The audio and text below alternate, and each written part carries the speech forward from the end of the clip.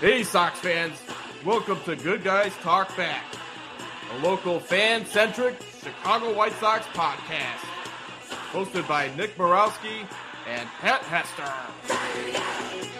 Hey, Sox fans, welcome back to Good Guys Talk Back.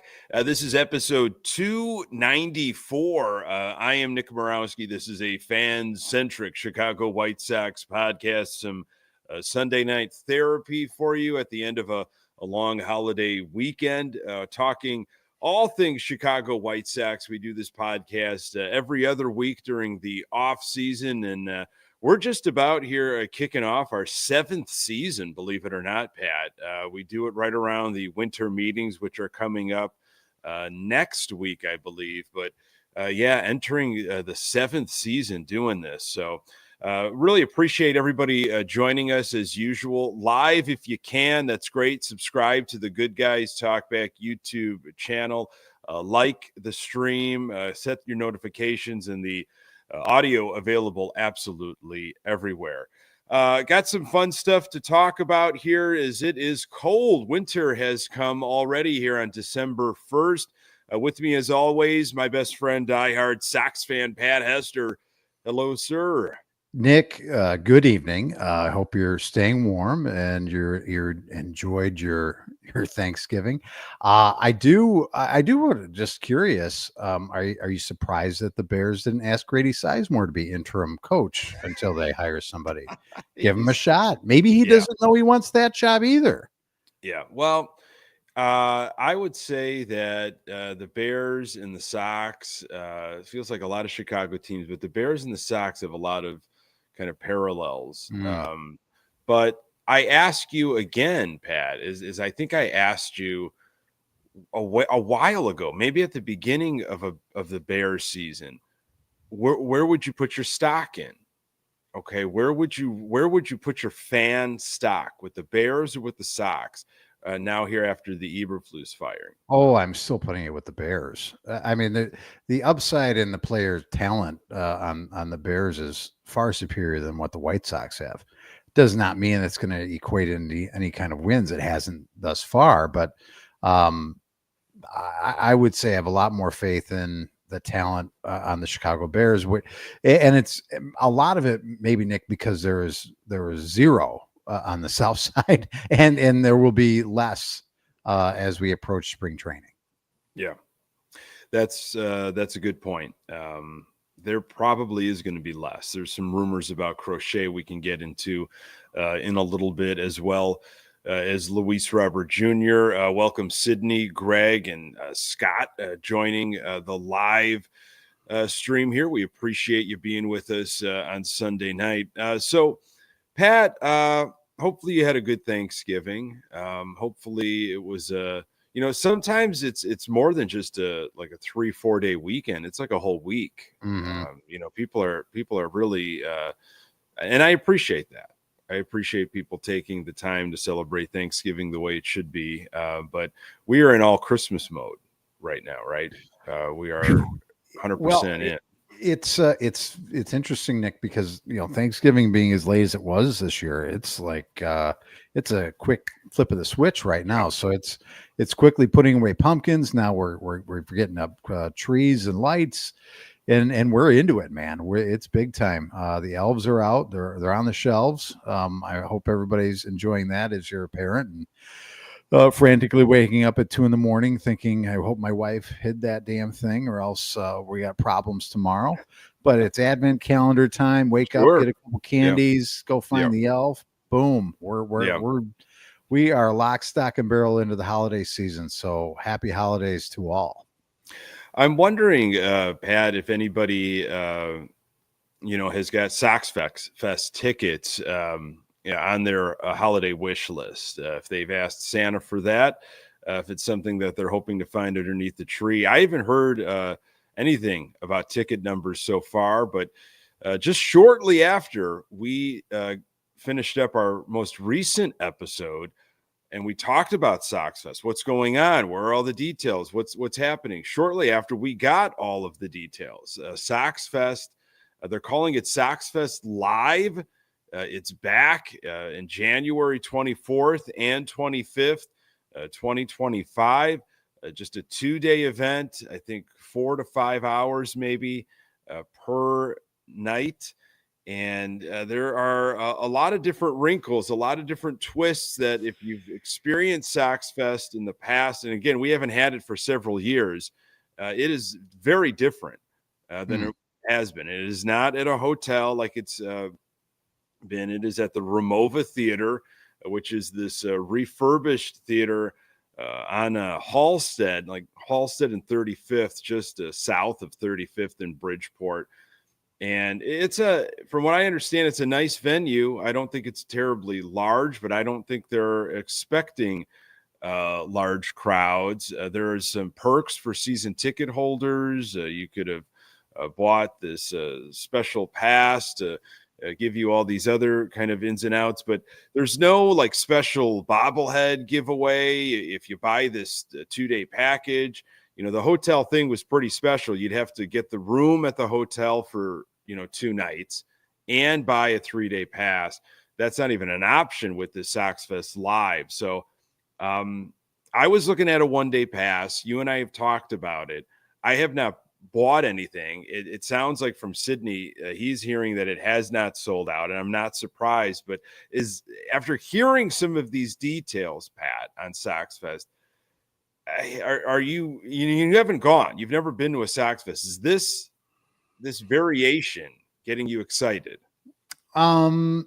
It's interesting. I mean, I'm surprised that the Ramova is up and ready to rock and roll. I mean, they were doing some serious work on that place maybe about a year ago. I actually had an opportunity to meet with the folks over there, and they were just, I mean, it was gravel floors, 100% renovations. I mean, it sounded like it was going to be a fantastic venue for, small concerts or stand-up comedy. There's going to be a brewery in there and a bar and grill type of thing. So it sounded like it was going to be really neat. Now I haven't been up there in quite some time. Obviously it's done or will be open. Yeah. It would be very Sox. So if it wasn't ready to go and people were walking around, they had to wear hard hats and we're still under construction here. Be careful. Don't mind the rats. A lot of areas off limits. Yeah. That's roped off. You're not going to be able to use that elevator. No, it's up and running. I think there's events that have been happening there. So that's good to know. I don't know, Nick. This really doesn't do anything for me. And it does seem a little bit a cheap way to do this. Not in terms of like dollars being spent. That's not what I mean. And I know that's probably the way it could sound, but it's just, you've cheapened an event to me, something that seemed to be really cool, probably to keep it as safe as you can for yourselves. So you're not putting yourself out there for the masses and the mobs and the people that are the sell the team folks out there that are angry at this White Sox team. But I don't know. I would think, here's my thought. In season, we're all obviously passionate 24/7, but in season, as it's going along and you're in it, you're in the thick of it all the time, and you're getting your heart stomped on most nights, and you're going through this grueling, historically bad season. It's one thing that you're going to be angry and with the signs and the yelling and all that stuff and the chants. I think that kind of softens as you get into the off season. It's like, okay, that can be put away. I don't think there should have been any fear that you can't do Sox Fest in the way you have done it in the past, unless we're really worried about selling tickets and making it look like a big event when there's going to be a lot of,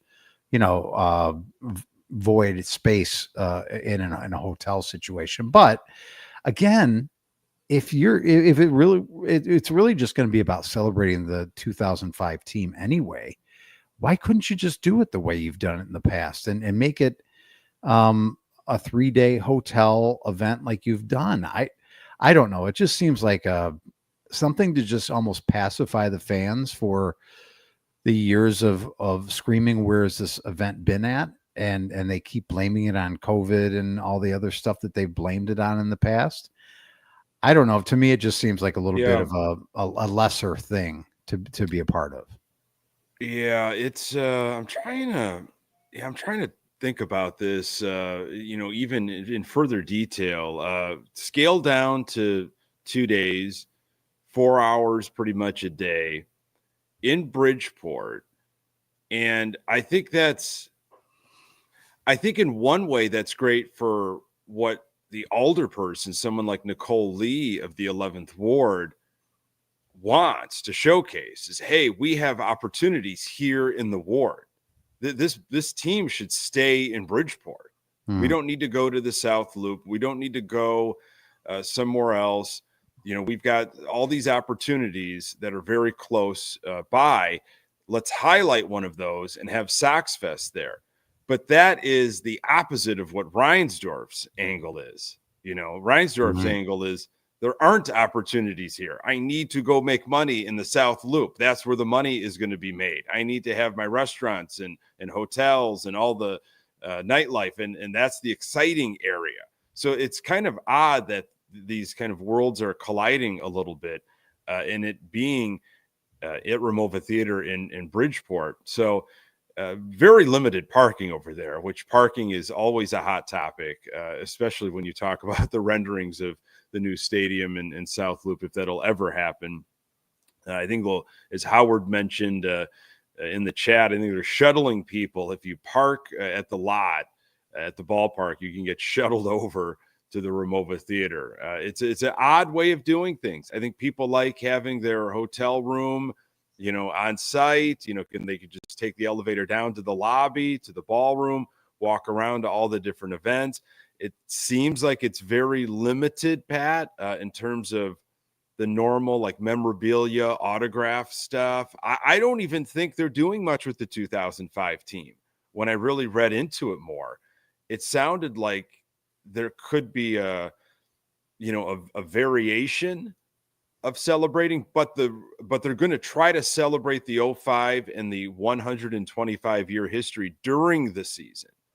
So it doesn't even seem like I thought it was really going to be like rolling out the red carpet for the 05 team. And it's going to be, an anniversary celebration and that a real trip down memory lane. It doesn't sound like that's going to be the case at all. It seems like a really watered down Sox Fest. So I'm a little disappointed, I'll be honest. Well, to chalk it up to that's the White Sox way. We'll find a way to disappoint you at every turn.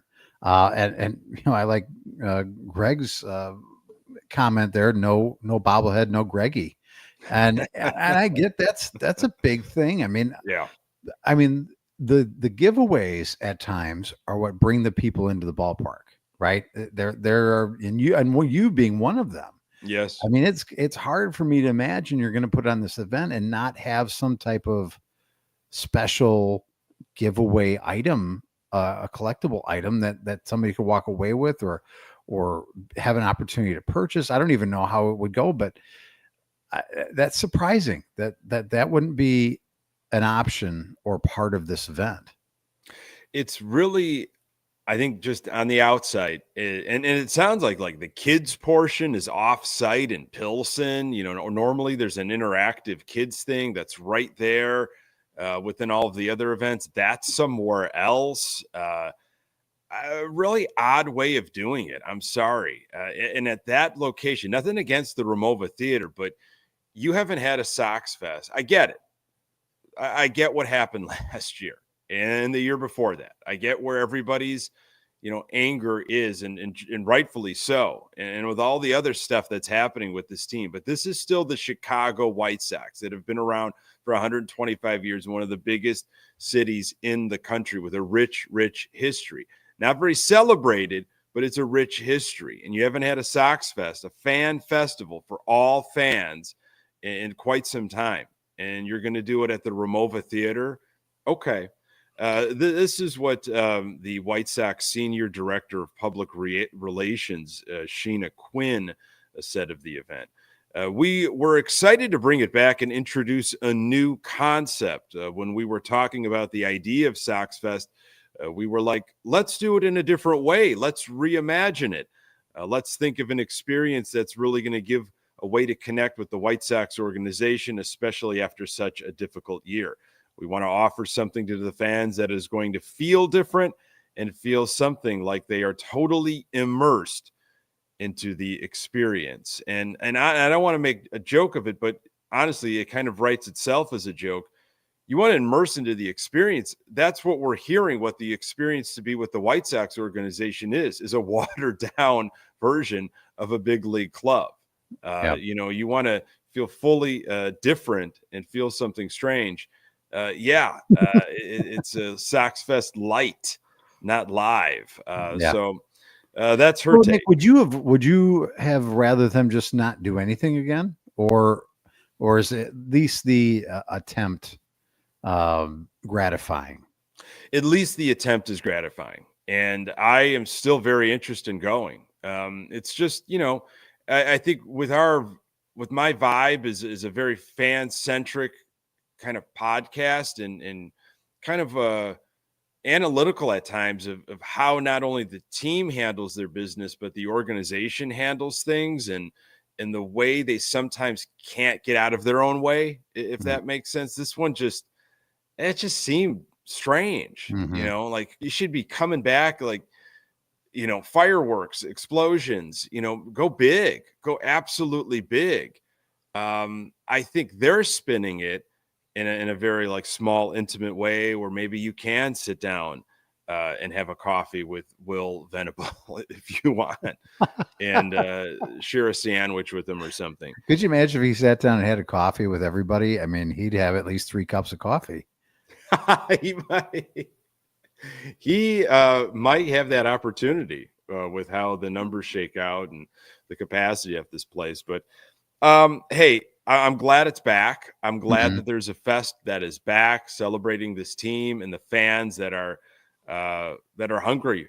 They're hungry for more. They a little is not enough, and they're out there, and we want to rub shoulders with like-minded people. We want to find those people in the dead of winter and late January. We haven't had that opportunity, and I'm glad there's going to be something.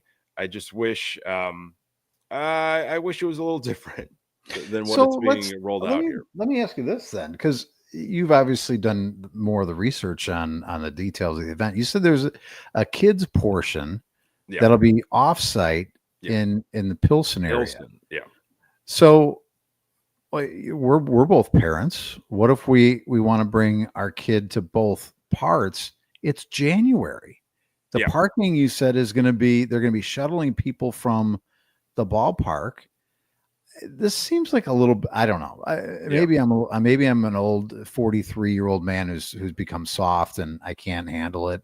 But I mean, is this like a walking distance situation, or are you going to be getting back in your car and then driving? Yes, you're going to get back in your car and you're going to go shuttle between the fest at Ramova to the kids area in Pilsen. Yeah. That's we talk about it a lot. Baseball obviously has a problem with the average age of the fans. And this is, we're becoming on that older side of fan bases. You need to do everything you can to continue to cultivate young fans.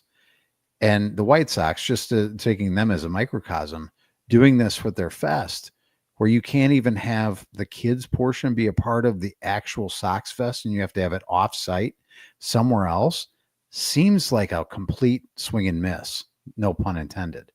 I don't want to harp on this, but that just seems really like I'm going to raise my eyebrow at this one and go, really?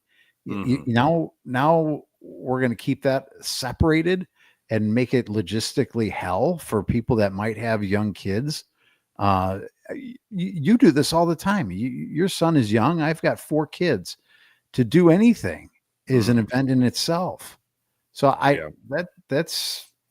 that interests me zero to bring my kids to something like this. Yeah. When I saw that, I knew for sure, which was kind of a bummer. I'm like, yeah, you know what? My son's not going. I was toying around the idea if they had it kind of in the similar type of location that they've had it in the same layout. You want to cut it to 2 days. That's fine. you want to cut a lot of the Q&A or the memorabilia, but have everything in one location. And, I look, it is what it is. They did it. They made the announcements. Well, I'm still interested, but I think it's kind of more of an adult activity where I think you and I maybe head over there on Saturday or something if we're still interested and check this thing out. Well, I honestly, I don't know anymore. I don't really know if it's something that I have much interest in. You're out. Yeah. I'm not going to lie. If it was for the interest of the show, and then you could talk. Here's the alternative, Pat. You come over to my place. I'll put on the 2005 DVD, the World Series Championship DVD, and we'll just have our own like Sox Fest. I think we should, and we'll do a live show while we're watching it, react live. Yeah, I think that would be great. You're back. I'll cry. I mean, I do every time I watch the damn thing, of course. And I won't be able to keep it together, and that'll be fine. That's enough for me. That's all I need. Okay. All right. Well, I think we've come to a good common ground. We'll watch an old DVD. We'll cry. I know, together. by the way, you're going to be watching a lot of that because you're not going to be. I'm not going to be watching the games this year. So that's true. That's very true. I'm hopeful that something gets figured out before spring training and the season starts. Jerry's a savvy businessman. He'll figure it out. I'm sure he's all. It's just all about timing. But. It sounds like it's $56 for 1 day pass, and that's not including all the fees. I'm hearing there's some crazy fees on top of the $56 to get into this 4-hour extravaganza. What other kind of fees could there be?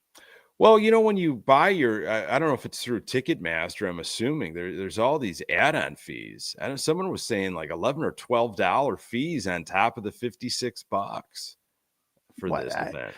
So, okay, I understand it's not going to come with any kind of food or drink or anything like that. I get that, but you're going to have fees on top of this. I got to check my coat. I got to pay for that. I got to find a way to park and get over there. No, out, done. Not doing it anymore. All right. Okay. All right. Look, I'm just don't kill the messenger. I was pretty soured about it too. Again, I'm glad there's something, and I hope it's a success. I really do. I hope. But what are they doing? What do you do when you get in there? What's the agenda going to look like? That's a great question. Normally with a 2 to 3 day event, I mean, they have a calendar of. It's a schedule, man. And it's a lot of it is Q&A centric. There's a lot of talks, you get perspective from a variety of different people in the organization, whether it's the radio crew, you get coaches, you get some prospects, you get some veterans and some legends. There are a lot of autograph memorabilia stuff going on. You get in lines for Frank Thomas, Harold Baines, Carlton Fisk. Those have been guys that have been there. There are peddlers, memorabilia peddlers. There is some kids stuff going on, interactive kids stuff. It's they're obviously the Sox have got their own thing. You got ticket agents everywhere, and you're really just kind of hobnobbing with other fans too. There's bars available, drinking food areas.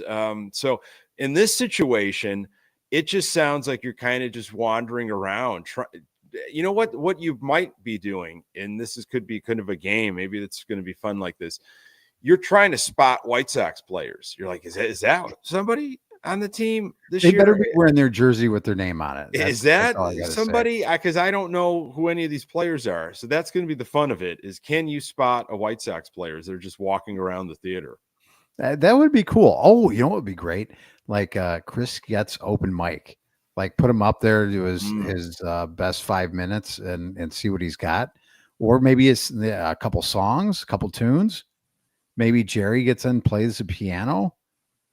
Now, if there was a time slot where Jerry's going to play the piano and sing, then maybe I'm showing up. just to see that. Yeah. Wouldn't that be something? Just a dark, smoky room with a spotlight right on Jerry, who would be like sitting on top of the piano, singing. That'd be good. Him playing and somebody else singing. That would it'd be Chris Getz. It would be those two in like a gown of some sort, like a sure. sequence. Of course. Nice big slit right up the side. Oh yeah. That's worth the price of admission Okay. right there. All right. So you're in your fantasy world, you're kind of back. So we'll see. TBD on this. A guy that you might be able to spot if he's walking around the Ramova is this was the number one off-season target for the Chicago White Sox. Okay, this guy. Sox were laser focused on getting Austin Slater. Slater is a new Chicago White Sox player. And that, from what I understand, and I think he even talked about it himself after the Sox signed him recently, is that the Sox made him a number one focus.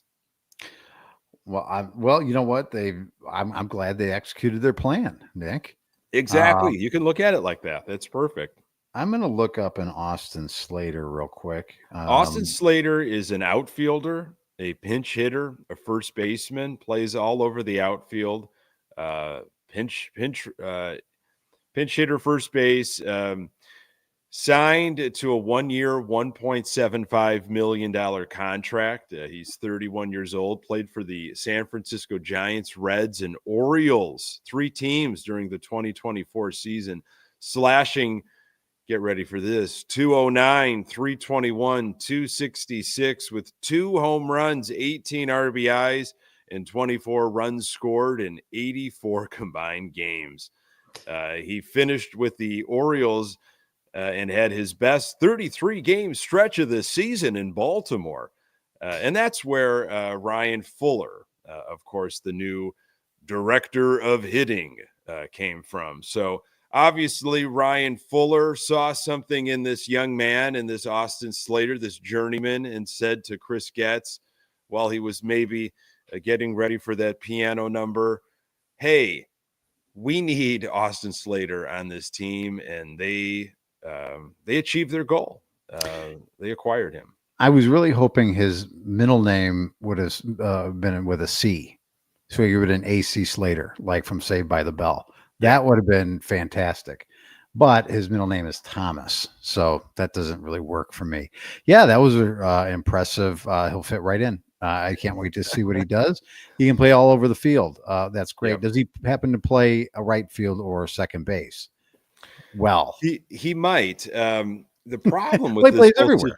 This problem, though, Pat, and it was brought up by some folks last week or whenever the signing was, is on the Chicago White Sox website. I don't know if you saw this. Next to his name on the roster, okay, on the 40-man, he has been given number 13. Oh boy, that's a problem, right? You can't give number 13 to a guy that slashes the numbers that you just mentioned. I'm sorry. That's a slap in the face to, arguably the best manager and maybe one of the best shortstops in your team's history. You can't do that. Nobody has worn number 13 since Guillen left in 2011. And I feel that's been very purposeful. You and I have talked about this at length. We've talked to Ozzie Guillen's son on this podcast. You and I feel very strongly that Guillen's number 13 should be retired. I know there's a lot of people that don't think much about jersey retirements and this, that, and the other. Now, this could be a big mistake. Big grande mistake, and maybe something happened here.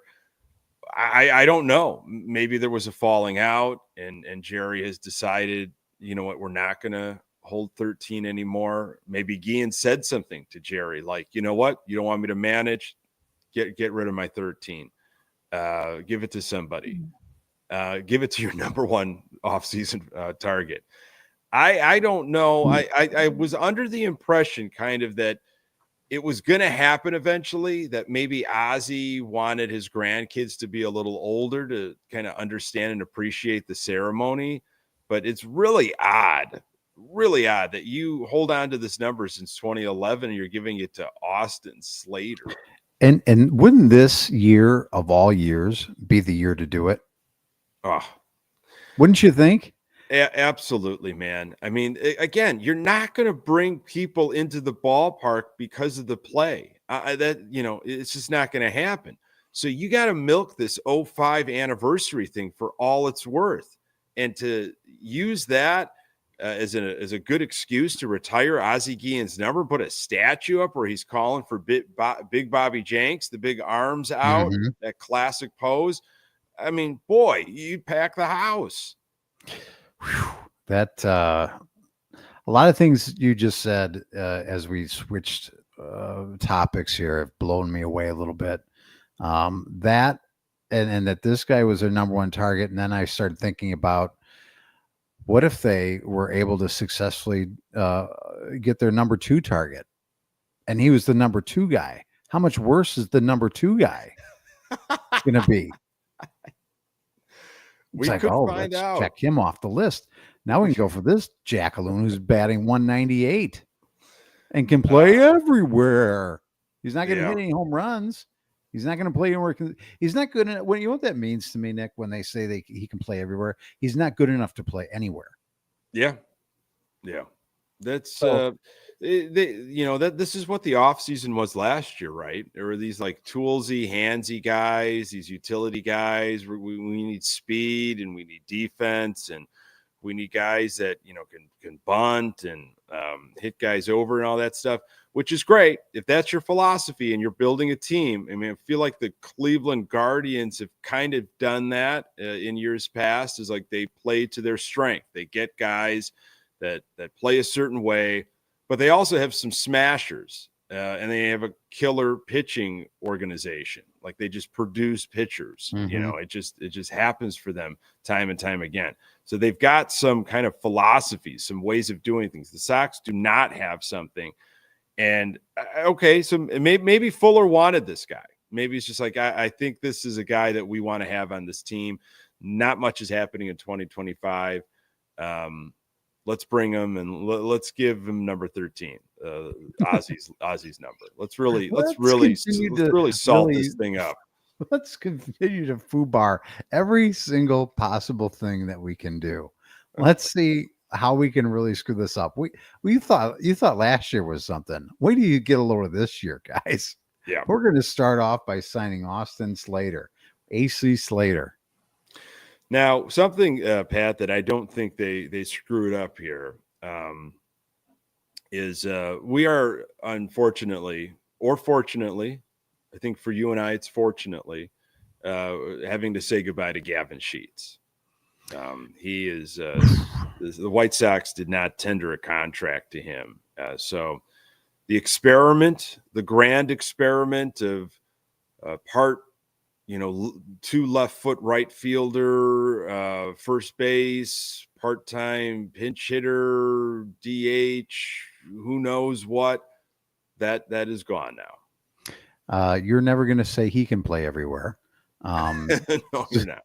No, you're not. Good kid. Seemed like a great kid. Great guy. Great guy. Person. I had the pleasure of meeting him one time. Nice guy. Someone you'd want your daughter to marry. Oh, nice man. Beautiful left-handed swing. Just wasn't consistent enough with the power.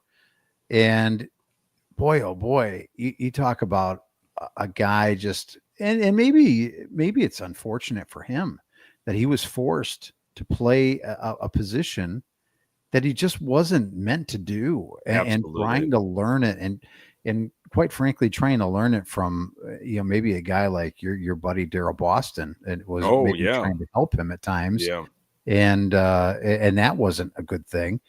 So that may have set him back personally a little while, and then let's bounce this guy around. Let's have him doing things and putting him in positions that aren't necessarily going to be good for him. So I hope for his sake that he goes somewhere. He's not going to, he's not going to have a Hall of Fame all-star type of career. He just doesn't seem like that kind of player, but I hope he has a nice career and lands on his feet and has some success and can make a nice living out of playing professional baseball. That's what I hope for him. But goodness gracious, the poor kid, the organization didn't do him any favors for sure. But I cannot believe to this day that they put so much stock in being quote unquote bullish on Gavin Sheets like they were. I mean, who's the most to blame for that, I wonder. But we could probably write a book and many chapters on who's to blame on this particular thing.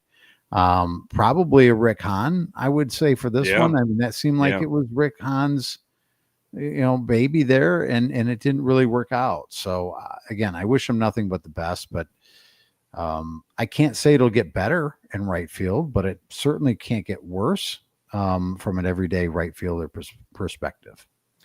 Yeah, that was a kind of a will it into existence, I think, when they kept talking about Gavin Sheets in right field. And I am going to miss those yearly quotes from Gavin that he's been working hard at it, and he's improved, and he can't wait, and he wants to do whatever he can. It's not his fault. He should have never been out there in the outfield. There's just no way. If you watched a handful of Sox games over the years with him out there, you knew. And then when he made just a routine play, it's just like, oh my goodness, he didn't screw it up. He actually caught the ball. That's not how you should feel about your right fielder. Okay. No. You should not be holding your breath every time the ball goes out there. He just didn't have enough playing time. He was a man without a home, really. I think if he had consistent at bats and they just said, you know what, you're a go-to DH, or you're our go-to first baseman, I don't know, it might have been a little different for him with the bat, but playing out of position, part-time, coming in to pinch hit, all these kinds of things, that wasn't him. Not for us. And, maybe he picks up with Baltimore where his father played. Yeah. That'd be kind of a cool story. I don't know what's going to happen with Gavin Sheets, but I'm not terribly heartbroken that the experiment is over. In 2024, Sheets slashed 233, 303, 357 with 24 doubles, 10 home runs, 45 RBIs, and 35 runs scored in 139 games. He's only 28. He was a second round selection in 2017. Following his friend Jake Berger. Remember that man? Berger was taken in the first round of that draft. I remember Jake Berger well. After reading that slash line, I'd rather have him than Austin Slater. Slater with the number 13. Man, just salt in the wound. I hope that's just a misprint and a mistake. Well, again, chalk that up to that's par for the course. Another mistake. Yeah. I mean, it's going to be that kind of off season, folks. You're going to be looking at a bunch of, I think, Slater type of guys, reclamation kind of guys, I think Getz even mentioned, guys that they could possibly flip, like just come out and say it, guys that you might be able to get something at the deadline. I think the sad situation is the Garrett Crochet, almost inevitable trade. I mean, there were some hot rumors with Philadelphia, and there was some big ones with Boston, and it just feels, like it's really going to happen from what the organization has hinted at, the rumors that have come out from the pundits, and then some of these other, things that have started to percolate. I think winter meetings start up next week, if I'm not mistaken. I think, December 9th, 10th, if that's right, in Dallas, perhaps. I'm asking a lot of questions to nobody, but thanks. I am right here. Jeez. But look, hey, you got to field the team, man. Yeah, you've got to field the team, and that's how I'm looking at some of these moves.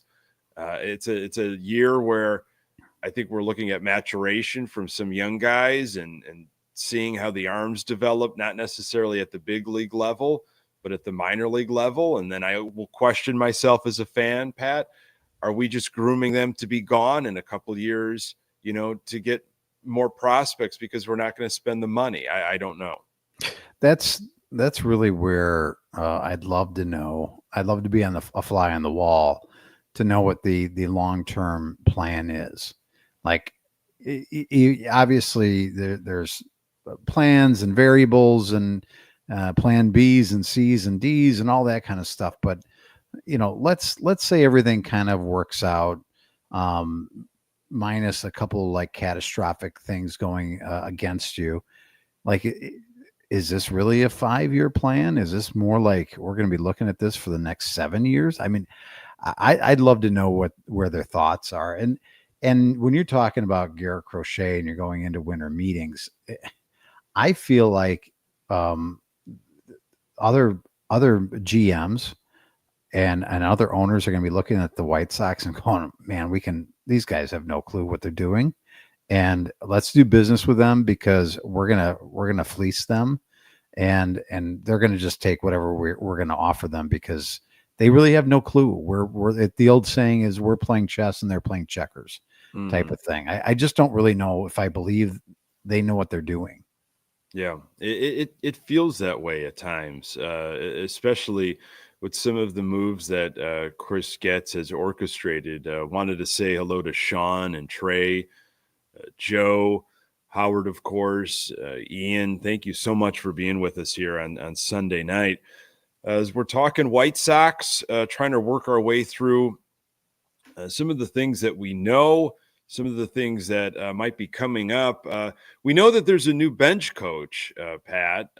Chicago White Sox hired Milwaukee Brewers run prevention coordinator, Walter McKinven, as their next bench coach. McKinven had been with the Brewers since February 2016. He went over to their advanced scout department, their video department, worked his way up to advanced scouting in 2017, the manager of Major League Strategy in 2019, and the associate pitching, catching, and strategy coach in 2021. So talk about a guy that's done everything. This Walter McKinven, how about it? He is a jack of all trades.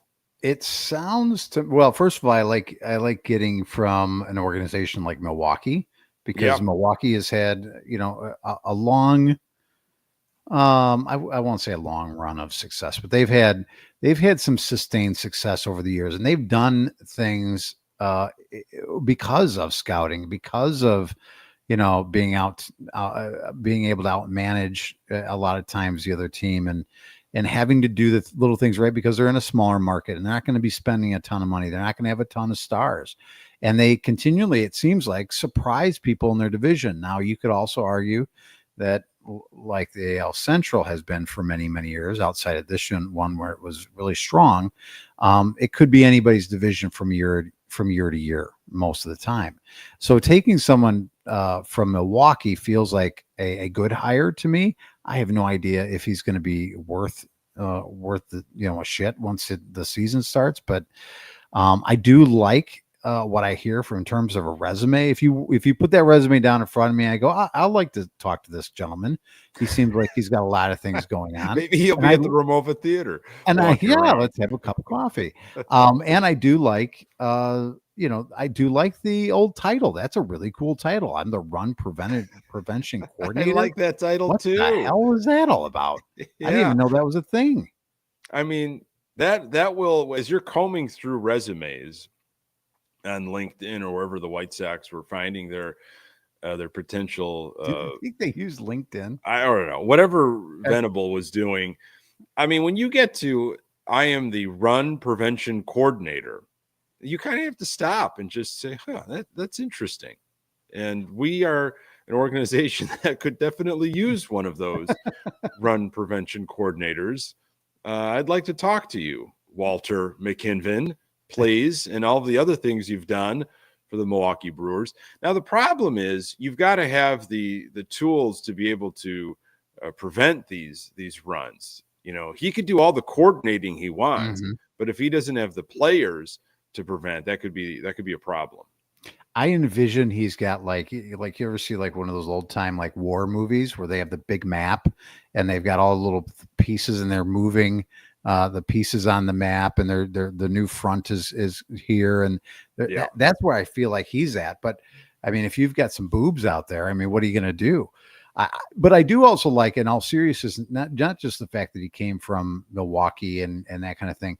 Hopefully he can bring some other ideas, whether it's, you know, to the organization and say, okay, here's the way we did it in Milwaukee. Here's some things that were successful for us. And that I do like. So he can kind of be a really good, in theory, he could be a really good sounding board for Venable in terms of, here's some great ideas. Here's some things that really work for us. I'd love to bring these here if you'd be interested in implementing them here on the South Side. I think that's good.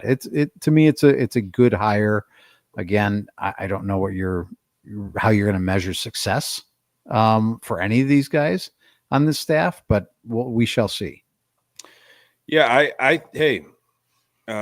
the Brewers didn't seem to miss much of a beat after Counsell left. And, you know, I think the Brewers, again, a lot of organizations compared to the White Sox seem to know what they're doing. So an outside hire, refreshing. Let's take a look at some things that we might need some eyes on. Pay attention to that. I appreciate that. So it just came out in the Sun Times today, and our good friend Pete Hand had alerted me to it.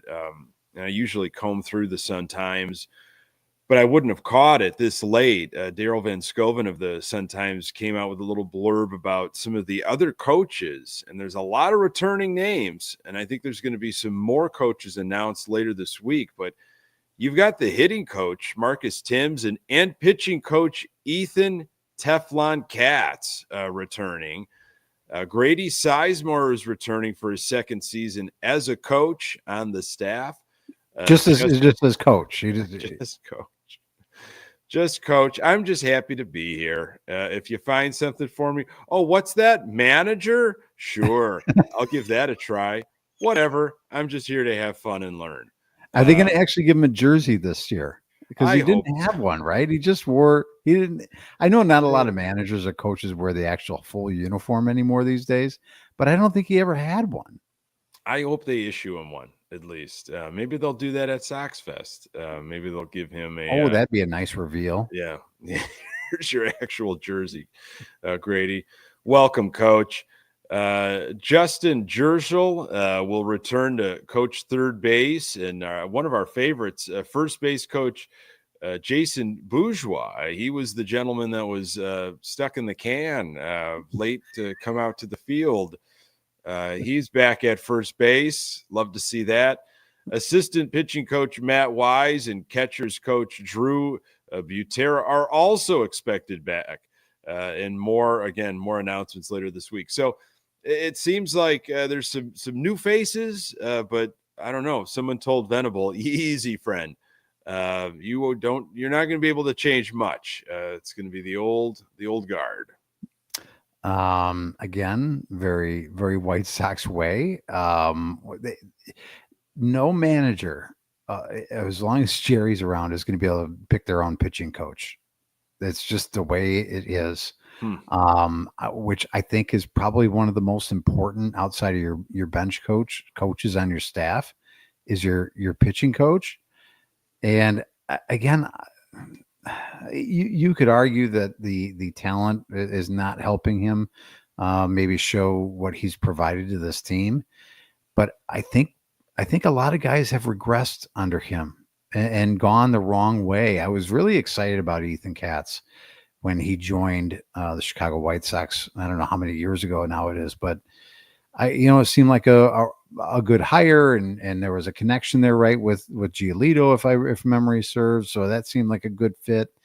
But it seemed like a lot of guys went the other way, and when guys leave, again, maybe it's just maybe it's just kind of coincidence. But when guys leave, they seem to improve. Michael Kopech is Exhibit A, in my opinion.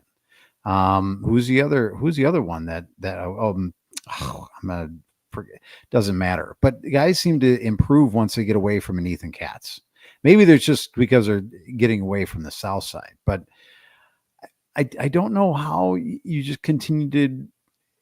He's the new Darryl Boston. Well, he's the new Don Cooper. Didn't Don Cooper survive these different managers? I mean, and it just like kind of was running thin after a while. It's like, buddy, you're kind of just you're a name. You're a legacy. Now, what I wonder with Ethan Katz, and it kind of came out with Kopech, I thought, where is Ethan Katz saying things to players or pitchers? I should be more specific. And pitchers are just not listening. And then they go to a different organization. And then they hear something maybe similar to what Katz has been saying. And they listen that time. And it clicks with them. Like, you get a second opinion, or when, a certain amount of doctors tell you something, you're like, okay, I guess I should probably start listening to this. And maybe Katz has been onto something, but it doesn't hit some of these young pitchers until they're long gone. And then these other teams, see the fruits of Katz's labor. Does that make sense? Maybe, but I don't see that.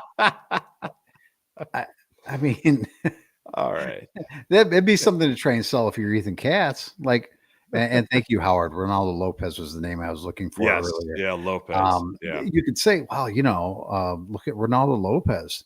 All the things he's doing now are what I told him here. He just finally is listening. So that's man. Do you ever think she kidnapped herself? There's some new developments here. So I'm sure he's spinning some things, but Ethan Katz will still be around. So we'll see what he can do, because he's going to have some new pitchers. He's going to have some new tools in the old toolbox. Well, once again, it's going to be hard to evaluate this anybody on this staff, but I feel like the guys that have been here, it's like the story's been written on this guy.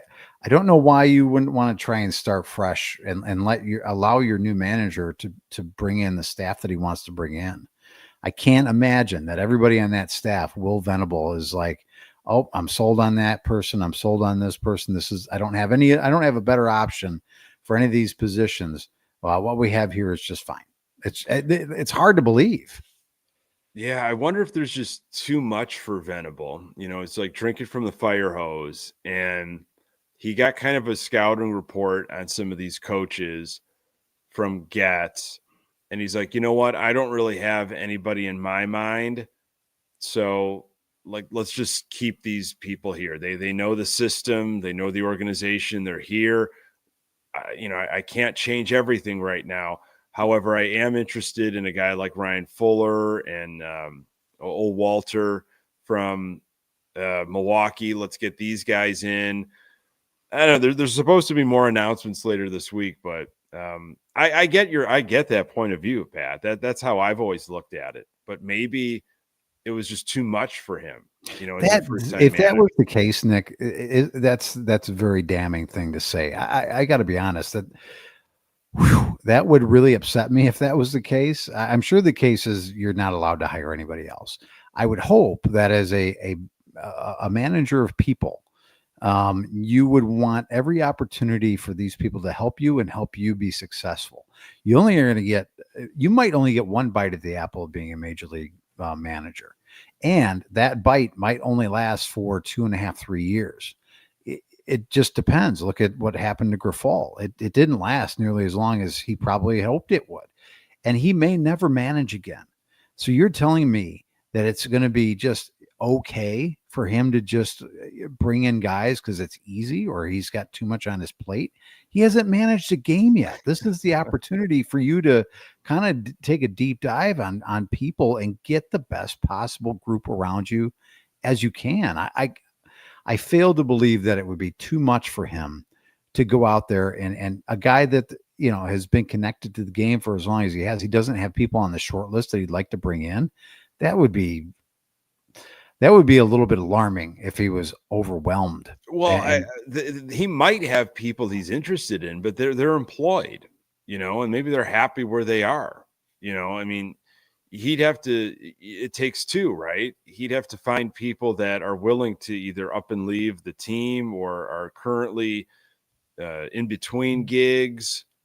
I'm just playing devil's advocate here, man. I'm on your side. I know. Bring all your friends in. I'm not yelling at you. I'm You trying. You can if you want, but I wouldn't like that because usually yelling at a Nick Murawski doesn't end well for me, so I choose not to.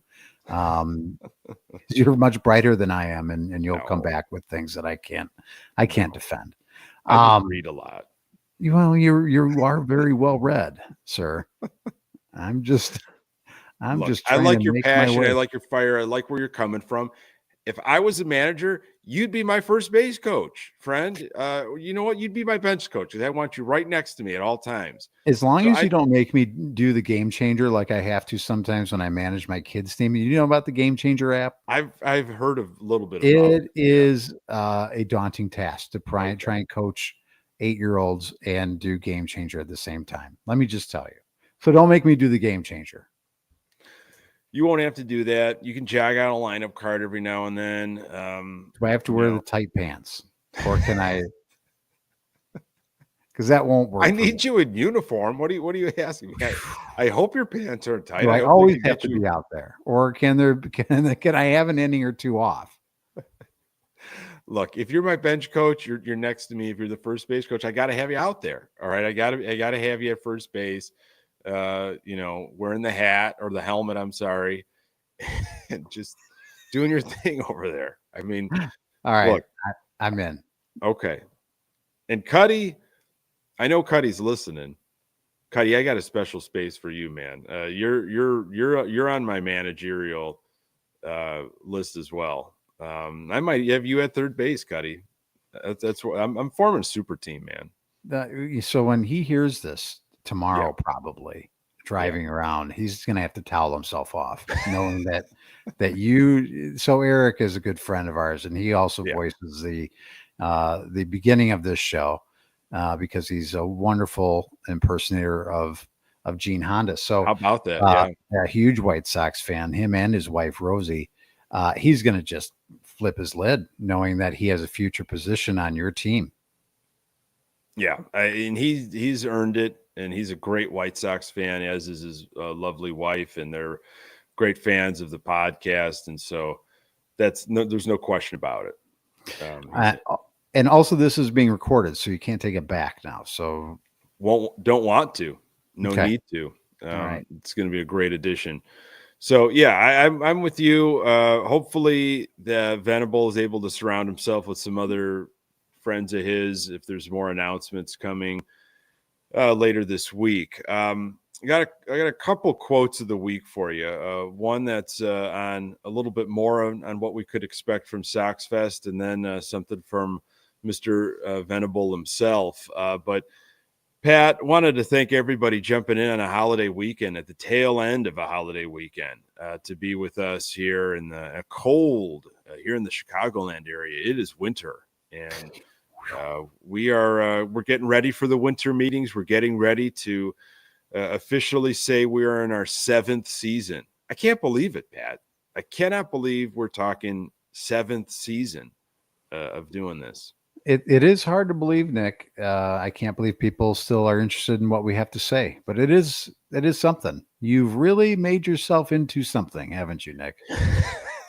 Well, it's just we're a feisty bunch of Sox fans. We don't get the spotlight. We don't get the credit for a lot of obvious reasons, but there's some reasons that are just unfair and unjust. So we need voices. We need people to, be able to clamor to their passions. So, I mean, I'm just the folks that are listening, the good folks that are tuning in and spreading the word. This is just, fanning the flames of this podcast. That's what they should do. We should be at the Ramona Theater as as a section where people can, like other content creators. We should Sure. have our own thing at Sox Fest. Then people are paying the big bucks who want to come out and see. Oh, yeah.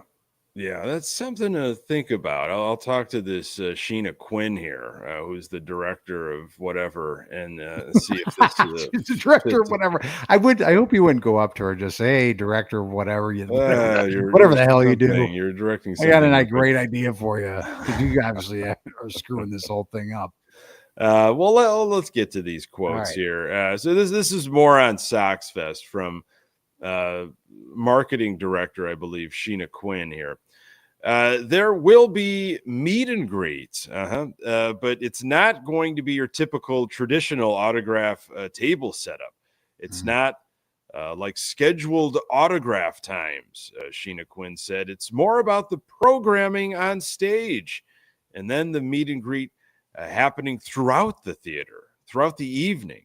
Seems very organic. Meet and greet experiences will feel different, but it will be about meeting the players you cheer for who are wearing the uniform, or the former players and the greats they have cheered for in the past. You can take photos and get stuff signed, and it's going to be more about meeting people. It will be different. It will be fun. That is an actual quote from somebody that works for the Chicago White Sox. So at meet and greets, you don't meet people? Is that what I'm to believe? I'll tell you what, the takeaway here is meet and greet. There's a lot of meet and greets going on. There's a lot of just handshaking. Hey, how are you? Good to see us. You have a good, spring training. Stay healthy. A lot of meet and greets. So you're going to have an opportunity to really have a meaningful conversation with these players, is what it sounds like. Well, I mean, it's going to be a meet and a greet. There's going to be both will be happening. Now, how much of the meeting, I don't know. It could be a quick hello. I'm hope if they're really selling you this meet and greet, okay, then they need to be substantially long. Yeah, I would say like a luncheon. I would say it needs to go beyond 2.5 minutes, maybe around 4 minutes. Well, then you better think about baseball if you want to go longer than 2.5 minutes, Nick. Now that's a good joke for a baseball podcast. That is. I know we usually don't. It's right here, and it's late in the evening too. It's a perfect time for it. You're such a timely joke teller. That's what I love about you. That's why I've got you as my bench coach / first base coach. I like how I laugh at my own jokes, and you think about it and you roll your eyes and go, "Nope, there goes Pat again in the gutter per usual." No, not at all. I love it. I absolutely love it. I know you were waiting for a good spot. You found it. I had it written down on my page. I agree, though. It does for a real meaningful meet and greet. It's got to be a handshake, a conversation. It's got to be maybe even over a cocktail or a drink or that's a meaningful meet and greet, in my opinion. Yeah, I've got to be able to ask a question or two and get a real response. So we'll see. I'm still interested. I know you're out. I'm going to try to work on you. Get on your salesman shoes, because I'm really soured on this. I might drive. I'll drive. How's that? Okay. Well, that's making it better. But keep talking. I know where to park in that town anyway, so just don't worry about that. Okay. Here's your last quote of the week. It's from our fearless leader, Will Venable. We're going to continue to fight, and we're going to continue to build, and we're going to continue to They haven't started. What do you mean continue to fight? He's in attack mode, man. This is how this guy is. I told you this thing isn't too big for him. He's attacking things they haven't even started. You think this guy maybe he's just pissed because they wouldn't let him bring in his own people. I don't know. Sorry. We're going to continue to fight. We're going to continue to build, and we're going to continue to work towards the type of team that we know we want to have out there, he said. We understand that doesn't happen overnight, but that we're going to be working extremely hard to get there. So you can rest assured. Oh, they had to fight real hard to get Austin Slater. Yeah. He was the number one focus. They got him, and they are in the positive. So this has been another successful therapy session, Pat. I feel better. Hopefully you do as well. Always, Nick. When I get to see you, I feel better. We'll come back again, not next Sunday, but the Sunday after. I think probably that's what our plan is in the off season, going every other week. Oh, the 15th. Oh, that'll be a day after your birthday. It'll be on my birthday. Oh, wait a minute. Yeah, I thought your birthday. And you want to be my first base coach / bench coach? Well, it's that's what Facebook's for, to remind me of when your exact birthday is. I like to actually celebrate your birthday eve, Nick. It's almost like its own holiday, so I get prepared for your birthday. I know. The night before, I hide your present somewhere in the house. It's a fun game I do, but. It'll be on your birthday. We could probably do a different day if you've got a big celebration. I didn't invite to a party that I'm aware of, but yeah, I think we could probably hold that date, protect that time slot. I think that's going to be probably fine. It'd be a wonderful way to end the birthday. Talking White Sox. It'd be the icing on the cake, as it were. It sure will. So I've got no problem with that. All right. I do appreciate everybody jumping in. Continue to pass along this podcast, like the stream, subscribe to the Good Guys Talk Back YouTube channel. That really does mean a lot. And the audio available everywhere you find your podcasts. We're on Twitter X at Good Guys TB and all that good stuff. Hey, for Pat Hester, I am Nick Murawski. Until next time, go Sox.